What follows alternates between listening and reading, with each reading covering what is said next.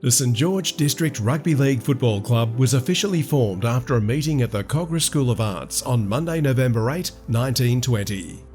On April 23, 1921, St George's Day, the new club played their first premiership match, losing 4-3 to Glebe. Their first win came a month later, 11-9 over Newtown. Earl Park Arncliffe was adopted as Saints' home ground in 1925, and they christened it with a 6-5 win over Wests in their first home game of the season. This rare newsreel film shows the Dragon Slayers, as they were originally known, in action at Earl Park in Round 3, 1934. Over 6,000 fans were thrilled by the 31-8 win over South Sydney. After finishing last on the table in 1926, captain coach Frank Burge inspired the young club to the 1927 final, but Saints couldn't overcome Souths.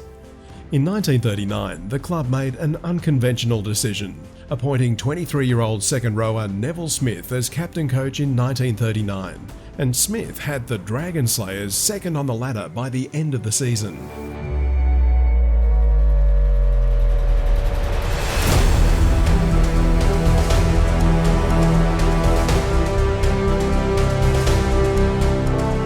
Two years later, Saints centre Gordon Hart was in commando camp in Victoria and didn't arrive until 10 a.m. on the day of the final against Easts after a 28-hour journey.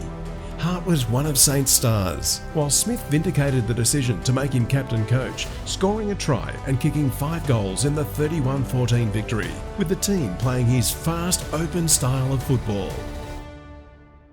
In 1941 in the grand final, I was a reserve. I was ready to go on the field, but Gordon Hart turned up. He had to come from Victoria, so I didn't play. After the game, there's no celebrations. We all had to go back to camp. We just packed up and went our own way. 8 years later, St George again tasted the sweetest of victories. Standing in the way of a grand final berth was Balmain, who had beaten Saints in a controversial 1946 decider. This newsreel film shows props Jack Holland and Jack Munn combining to send Matt McCoy in for the first try. The Tigers kept it close well into the second half, but St George prevailed 18-7 to qualify for the decider against Souths. There's no film of St George's grand final triumph, but match reports describe a rugged, hard-fought game. Winger Ron Roberts scored 2 tries, sealing the Dragons' second premiership 1912.